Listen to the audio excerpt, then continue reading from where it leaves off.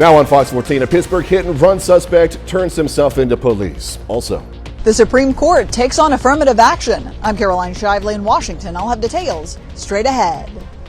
The four states' most watched news starts now. Thank you for joining us tonight. I'm Jordan Albee. A suspect in last week's hit-and-run crash in Pittsburgh has turned himself into police. Friday, we showed you this security camera image of a vehicle suspected to be involved in a crash that day that hit a pedestrian, 43-year-old Melanie Ishamira of Pittsburgh.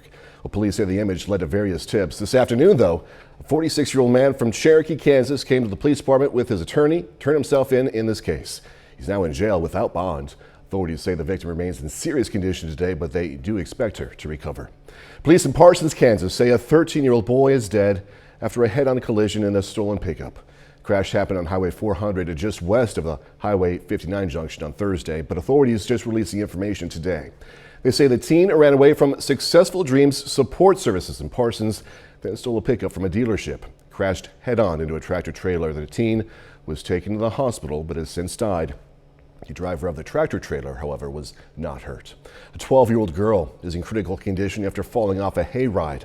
Authorities say the incident happened on Saturday on County Road 310, just east of Grove, Oklahoma. They say Venilee Fomoth fell off the hayride and was then run over by the trailer. The other 14 passengers on the hayride were not injured. The family has set up a GoFundMe for medical expenses, and you can learn more about it on our website, KOAMnewsnow.com. Kansas voters beware, someone is sending text messages like this one containing election misinformation. The Secretary of State says these text messages appear to be from an out-of-state organization called Voting Futures, often directs voters to an incorrect polling location within their county. Well, the texts have been reported in areas across the state, including Crawford County. I've contacted the Secretary of State's office last night, and they are aware of it, and they're working on investigating it. So basically, we just want to assure voters that their polling places have not changed, and if they're wondering about what their polling location is, they can call us at our office. The people who sent out the text sent another text message to a KOAM employee saying their information may not be correct. You can find a list of polling places and who you can call on our website, KOAMnewsnow.com. Frontenac, Kansas Elementary School hosted a Halloween parade today. KOAM Sagoon Babadelli was there as the kiddos got to show off some spirit. First to fifth grade students and staff members of Frank Ladins Elementary School in Frontenac celebrated Halloween with some creativity. So we had our celebration here for Halloween. We start off by parading down the main street, and then most of the teachers follow by having a party in their classroom. Since the fall of 2019, Franklin Elementary Schools have not done this parade, and I spoke to 3 fifth graders who have not been in this parade since second grade. Halloween, the candy, the decorations, being able to play with friends, trick-or-treating. It's definitely different from other years because other years it's usually just with your own classroom and your own room. And also there's a lot of different fun games this year instead of just little classroom games. To spend time with my friends today is our last time here in elementary with the parade and having parties out there. It's just really fun. Lake tells me the costumes brought joy for the kids. So those kids aren't only building memories with their teachers, but they're also building memories with their friends. They came in on a whole nother level this morning. They were so excited when they walked through those doors. They couldn't wait to show their costumes off to their friends. In Frontenac, Shagun Bamdele, KOAM News. Students also participated in a Halloween party after the parade. Some smaller kids got in the Halloween spirit as well. The NICUs at both Freeman Mercy hospitals dressed up in some Halloween costumes. Those NICU patients, they dressed up. Look at that Batman. Halloween means a lot to these families who are staying in the hospital. Halloween's a big day for our families, and they start off in the NICU, usually in an unexpected stay, so it's stressful anyway, and they look forward to all the holidays, and having to spend the first one in the NICU is very disappointing, so we try to give them as much normalcy as possible so we can get them into some cute costumes and make it as fun as we can for them. All right, so costumes range from pizza, Batman right there, as we saw earlier, yeah, also some Dippin' Dots. Investigators are digging deeper in the violent attack on House Speaker Nancy Pelosi's husband, Paul Pelosi, the suspect now facing federal charges. Meantime, lawmakers on both sides of the aisle speaking out about what happened and a divisive political rhetoric ahead of the 2022 midterms. Fox's Madeline Rivera has more details now from Washington. 42-year-old David DePapi is facing 2 federal charges, assault and attempted kidnapping, after police say he attacked House Speaker Nancy Pelosi's husband on Friday. Investigators are revealing new details, saying Mr. Pelosi had been asleep when DePapi entered his bedroom looking for the speaker. We have nothing to suggest that these 2 men knew each other prior to this incident. It was a forced entry into the rear door of the home, and that he ultimately did make his way upstairs, which is where he ultimately confronted Mr. Pelosi. Authorities say 2 officers who had responded to Mr. Pelosi's 911 call witnessed DePapi hitting the 82-year-old man's head with a hammer. After restraining DePapi, police say they found a roll of tape, white rope, 1 hammer, 1 pair of rubber and cloth gloves, and a journal in his backpack. They also recovered zip ties in the bedroom and hallway near the front door of the house. I'm just sickened and disgusted by what happened. Democrats and Republicans have denounced the attack, but the incident once again underscores heightened tensions in today's political climate. The sort of rhetoric that we've heard in too many ways in too many places can lead to violence by a small number of Americans who think that when we describe our political opponents as our enemies, we're calling for them to be attacked. Some lawmakers are now calling for a security assessment for members of Congress and their families. Family members currently do not receive protection. In Washington, Madeline Rivera, Fox News. High Court hearing arguments for and against the use of race as a factor in college admissions today. The ruling could change who and how students get into universities nationwide. Fox's Caroline Shively reporting now from outside the Supreme Court. Affirmative action on the line. The Supreme Court is now deciding whether public and private universities can continue to use race as a factor in admitting students. The justices heard arguments on Monday in 2 cases brought by Students for Fair Admissions against the University of North Carolina and Harvard. Harvard gives racial preferences based on the box that applicants check, even if they never write about race or explain how it influences their views. When race-neutral means can't get you there, don't get you there, when you've tried and they still won't get you there, can you go race-conscious?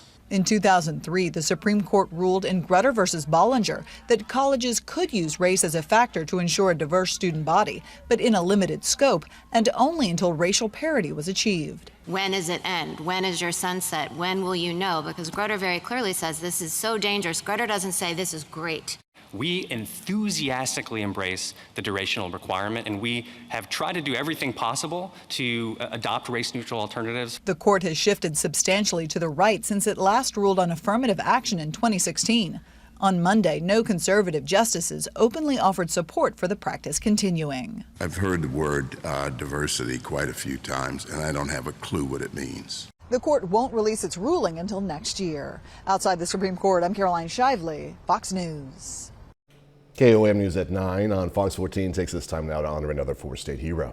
Eugene Wolfe served in the U.S. Army from 1950 to 52. Native of Savenburg, Kansas, Wolfe received several awards. We are proud to thank and salute Corporal Eugene Wolfe. He's tonight's 4-state hero. Mr. Doug Henny's next with a complete look at the forecast. A bit later in sports, the Pitt State standout earning MIAA honors. Of course, we have those details. Sports.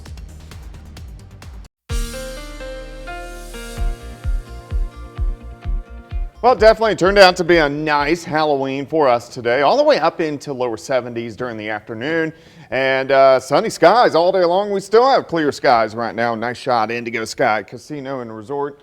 Indigo, just outside of Seneca, Missouri, but turned out to be a pretty good day. We did get some rain over the weekend, not a lot, but a little bit. Puts us at about 3 inches for the month of October. Of course, we roll into November by the time here in just a few hours. Outside right now, 55 Neosho, 57 in Bentonville, Nevada 55, down to 48 in Parsons, 50 in Chanute, 56 in Miami, and it looks like our temperatures, most of us, mid to upper 40s for overnight lows. 55 in Joplin, humidity is at 59%. Through the rest of the night, 11, 52, 48 by 7, back to 59 by 10. So our overnight low, 48 degrees, but clear skies all night long. And that's what we're seeing outside for us right now and really across the entire Central Plains.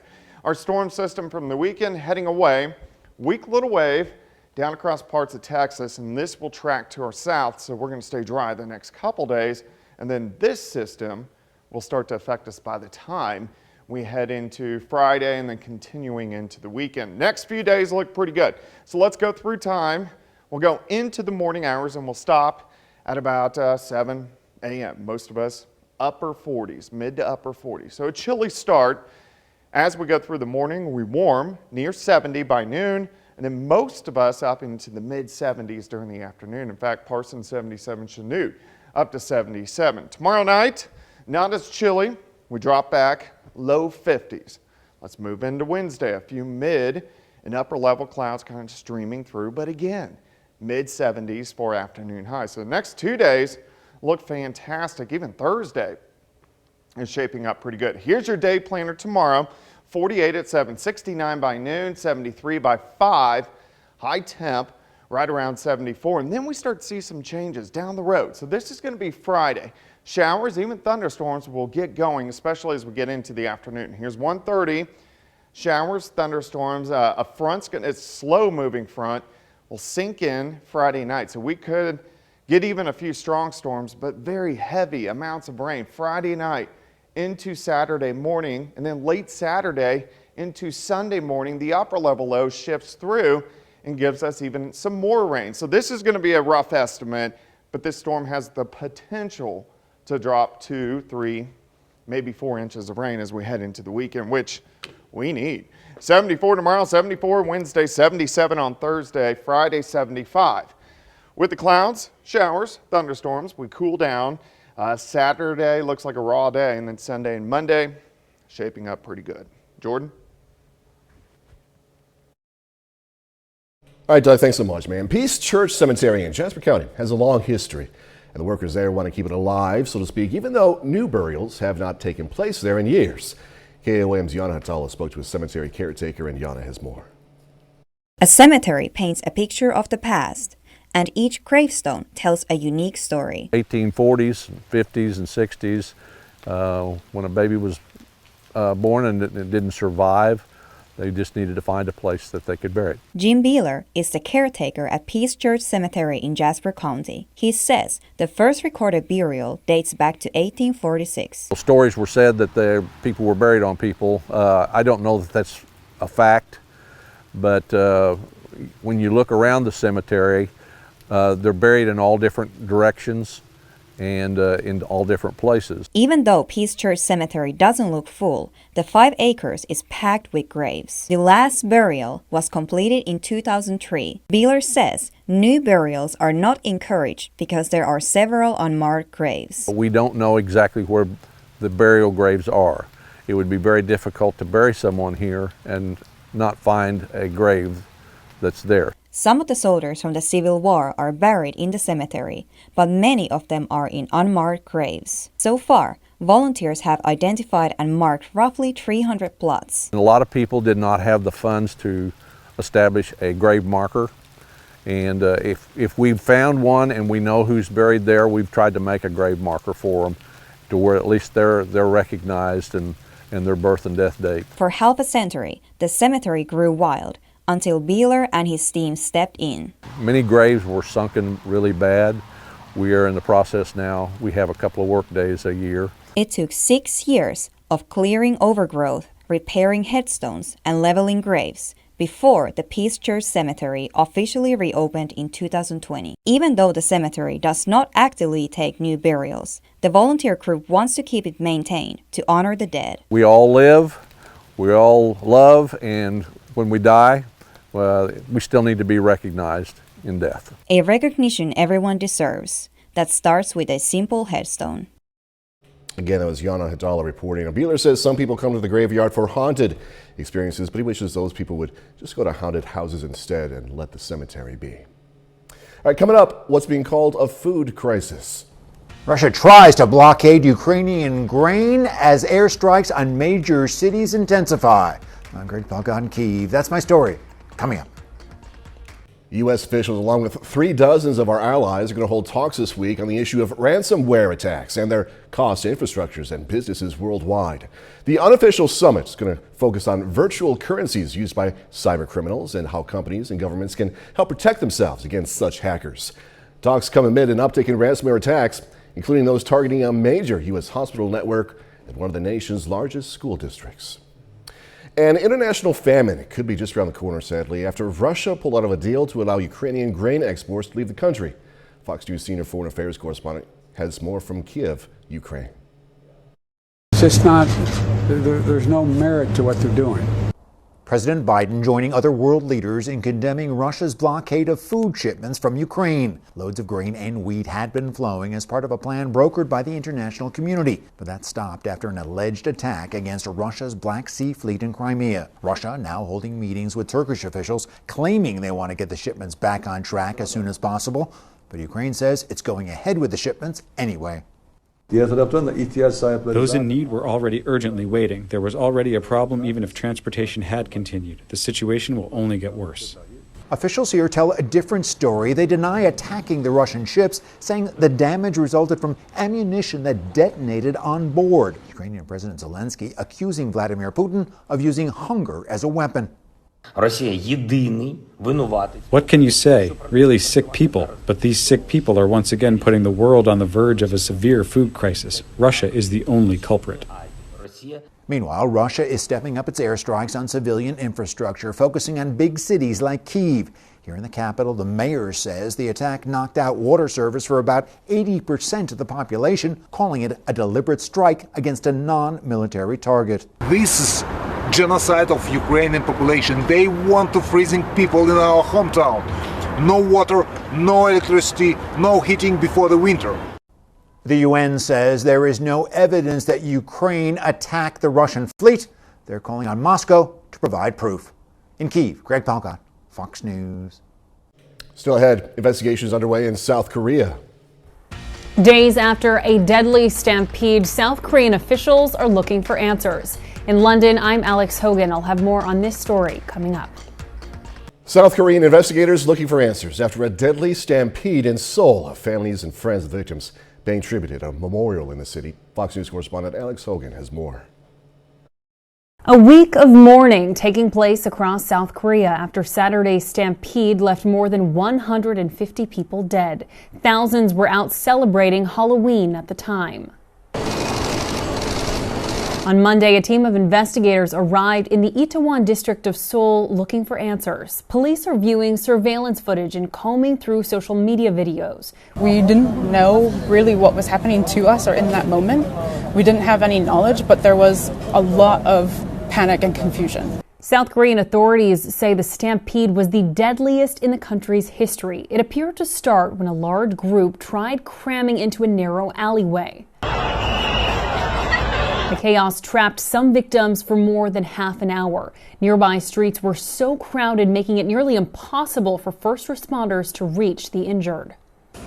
I can't even imagine how much pain you were in. I am so sorry. I really hope you rest in peace. In Seoul, a growing memorial now pays tribute to those who died. Many of those killed were in their 20s and 30s, among them 2 college students from the U.S. Friends and family say they're in disbelief that something like this could happen. I couldn't imagine such a thing happening. Although I don't know the victims, it doesn't feel like a far-off story. South Korean officials say they expect the death toll to rise in the coming days. In London, Alex Hogan, Fox News. All right, going to tell you about a gig that pays you to visit breweries next. Beer lovers, you might be in luck. One company is willing to pay you to visit breweries. The RV membership company Harvest Hosts is looking for someone to be its ale blazer. The new team members may have to visit the more than 500 distillery and brewery spots that Harvest Hosts has in the U.S. Leave a review, share their trip on social media. The company says it's going to take about 2 years, okay? So you're going to be out for a while. It's going to provide a decked-out RV for the trips, as you're seeing right there. Those interested must be 21 years old and up, have a driver's license, obviously, right? As for the salary, company is going to give the Aleb Laser a stipend of $50 a day. Now, this isn't much more than $18,000 annually. To apply, you can fill out the application on the Harvest Host website. So, it's not much money. Better have some more money coming in, okay? I'm here for you. All right, 30 more minutes news, weather, and sports coming away. How the city of Miami, Oklahoma prepares for a yearly event in preparation of Halloween. Plus, city of Jasper hosting a Halloween block party. Miami's annual Sweet Street event happens tonight. KOAM's Carrie Worthen was in downtown Miami for this very sweet story.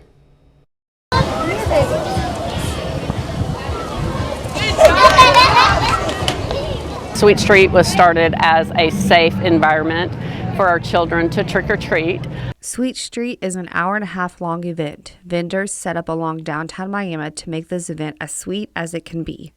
Sweet Street is made up of our local business vendors. So churches are here, local businesses, some individuals, but mostly businesses and organizations.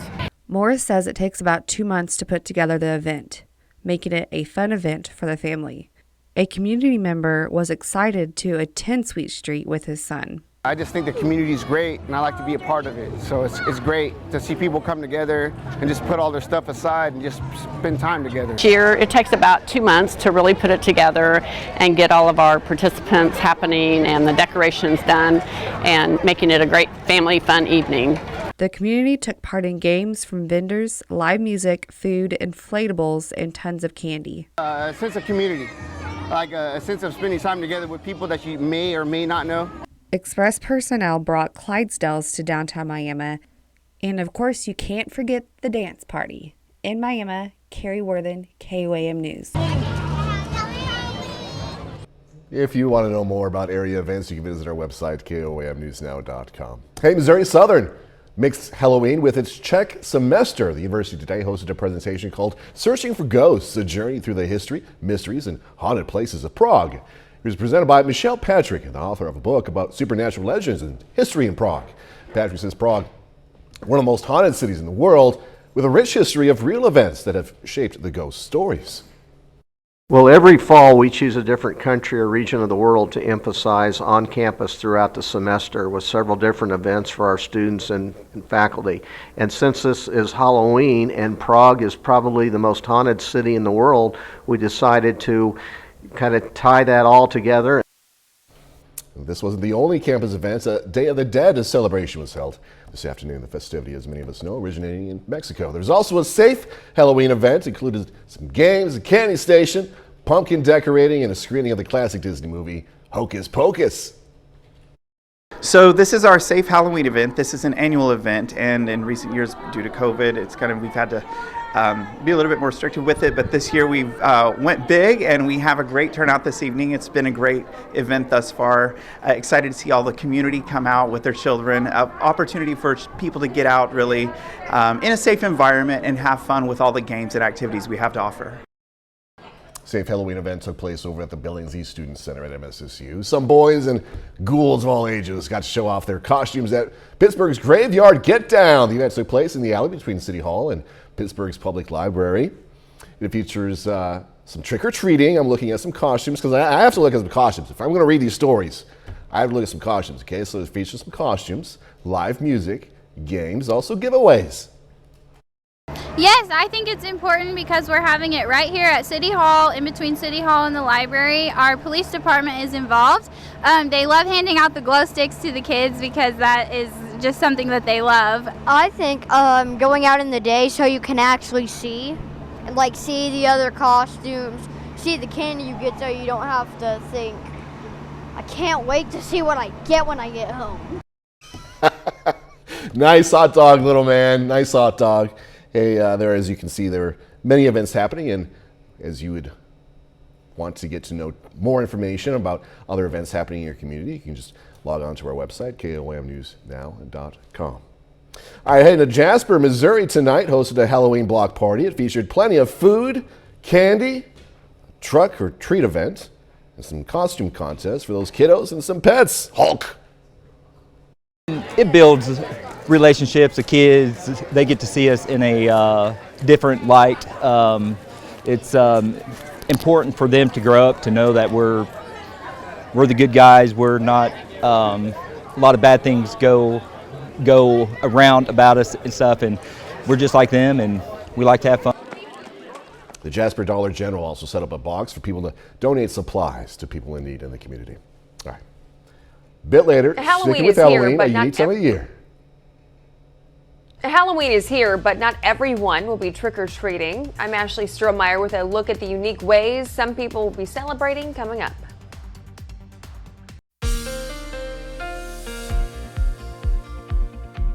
Well, it definitely turned out to be a nice Halloween for us today, all the way up into lower 70s during the afternoon, and sunny skies all day long. We still have clear skies right now. Nice shot, Indigo Sky Casino and Resort. Indigo, just outside of Seneca, Missouri, but turned out to be a pretty good day. We did get some rain over the weekend, not a lot, but a little bit. Puts us at about 3 inches for the month of October. Of course, we roll into November by the time here in just a few hours. Outside right now, 55 Neosho, 57 in Bentonville, Nevada 55, down to 48 in Parsons, 50 in Chanute, 56 in Miami. And it looks like our temperatures, most of us, mid to upper 40s for overnight lows. 55 in Joplin. Humidity is at 59%. Through the rest of the night, 11, 52, 48 by 7. Back to 59 by 10, so our overnight low of 48 degrees, but clear skies all night long, and that's what we're seeing outside for us right now, and really across the entire Central Plains.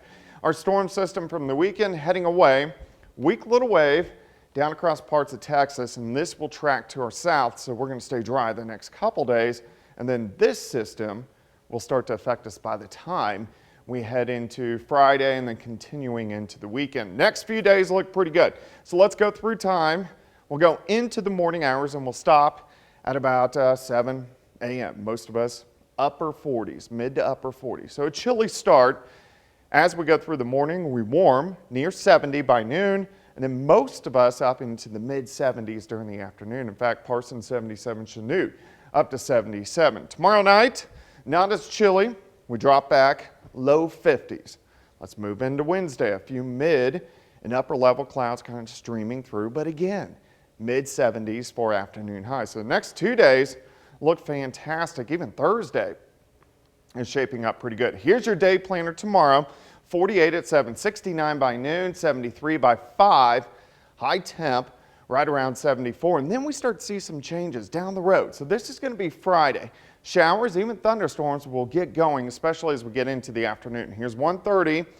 Showers, thunderstorms, a front's going to, it's slow moving front, will sink in Friday night. So we could get even a few strong storms, but very heavy amounts of rain Friday night into Saturday morning, and then late Saturday into Sunday morning. The upper level low shifts through and gives us even some more rain. So this is going to be a rough estimate, but this storm has the potential to drop 2, 3, maybe 4 inches of rain as we head into the weekend, which we need. 74 tomorrow, 74 Wednesday, 77 on Thursday, Friday 75. With the clouds, showers, thunderstorms, we cool down. Saturday looks like a raw day, and then Sunday and Monday shaping up pretty good. Jordan? Doug, thank you. Again, coming up in sports, going to hear from the Missouri Southern women as they gear up for the basketball season, plus a Pitt State linebacker earning conference honors. Danny Terzer has that story, of course, much more next.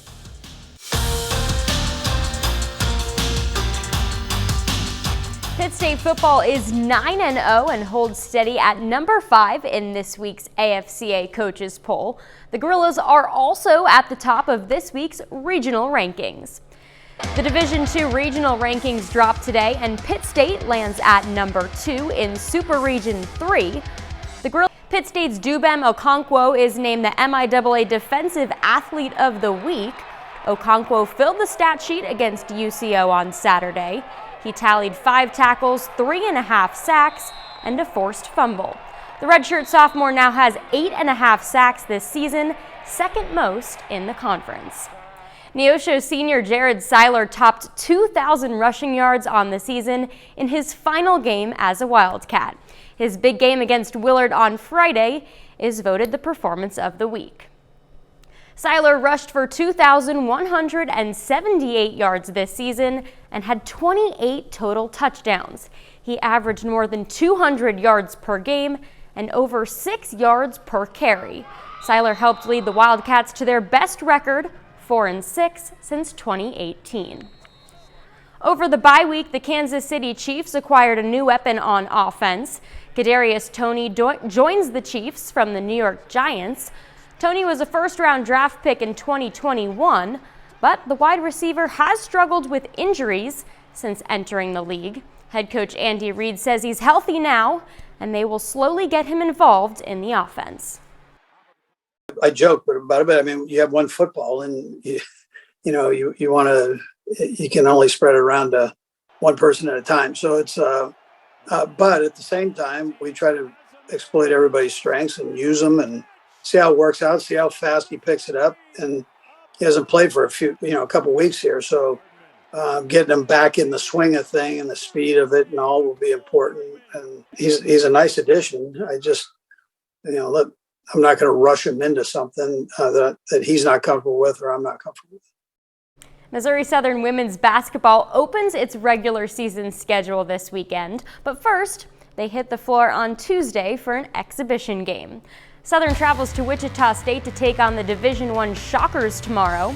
First tip is at 6 p.m. Here's sophomore guard Lacey Stokes on what we can expect this season.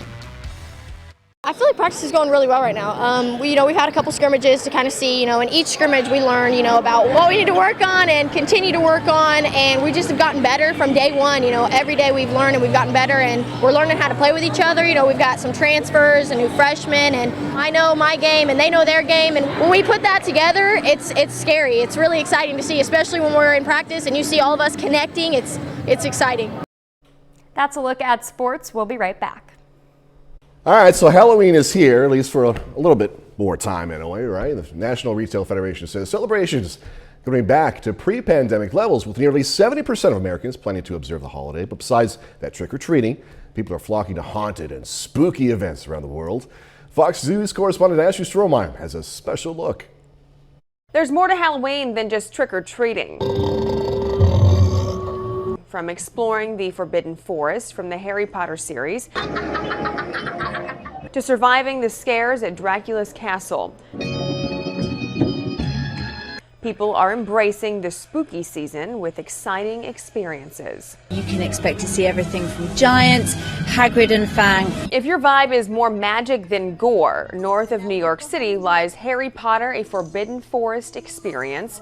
From now till January 22nd, visitors can wind their way through the woods as they seek out enchanted characters and mystical beings from the wizarding world. You can have a one battle with your family, and you can even cast a spell in the forest. So there's things to see and things to do when you're here. Meanwhile, in central Romania, in a region formerly known as Transylvania, lies Bran Castle. This medieval structure is shrouded in mystery, serving as the inspiration for the home of the legendary vampire Count Dracula. Thrills lie around every corner as visitors from around the world make their way through the castle's halls. It was really, really cool. There was a lot of cool torture stuff, which I love. And it was just really awesome to make your way through, not know what to expect, and come back down. I love it.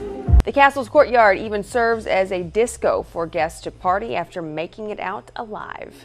But if you can't make it to either of these events, don't worry. According to the National Retail Federation, the #1 way most Americans will celebrate Halloween this year is by handing out candy. Ashley Strohmeyer, Fox News. Top Gun at home. Going to check out what else is new to at-home entertainment. Coming up. All right.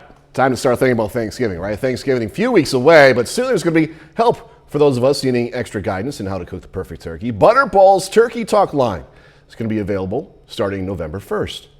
People who need to chat with turkey experts for some cooking tips can call 1-800-BUTTERBALL. This year, the brand is also giving away Turkey Talk line comfort calendars. It not only has prepping tips, shopping advice like when to buy. All you have to do is go on the visit to get one of these calendars. The brand is also going to be giving away Instacart, Spot Finder, and Headspace gift cards. Really in-depth conversations going on right there, could you tell? DVD, digital, and music releases this week include Elite Fighter Pilots, Evangelical Preachers, a 15-time Grammy-winning artist, and more. Here's Fox's Ashley Dvorkin with a list of new releases. Get ready to experience Top Gun Maverick from the comfort of your couch. The #1 film of 2022 lands at the top of this week's list of what's new in home entertainment. The 4K Ultra HD Blu-ray and DVD comes with many bonus features about the making of the $1.3 billion grossing film. Marking the biggest film of his career, Tom Cruise reprises his role as Pete Maverick Mitchell, who returns to Top Gun to train a group of elite pilots, including the son of his former wingman, Goose, played by Miles Teller. Showtime. Regina Hall and Sterling K. Brown stage a comeback in the religious satire Honk for Jesus, Save Your Soul. They play evangelical preachers attempting to resurrect their church after a major scandal forced their congregation to temporarily close. The sci-fi classic Starship Troopers celebrates its 25th anniversary with a 4K Ultra HD limited edition steelbook release. Casper Van Dien, Denise Richards, Neil Patrick Harris, and Dina Meyer star as soldiers who go to war with large insect-like aliens on a distant planet. Hey, you're John Dutton, aren't you? Yep. TV fans can own the Yellowstone, the Dutton Legacy Collection limited edition gift set. The special package includes the first 4 seasons of Paramount Network's hit show, as well as the first season of the prequel series 1883, starring Sam Elliott, Tim McGraw, and Faith Hill. And music fans can get into the holiday spirit with Alicia Keys' first Christmas album, Santa Baby, featuring 4 original songs and 7 holiday classics.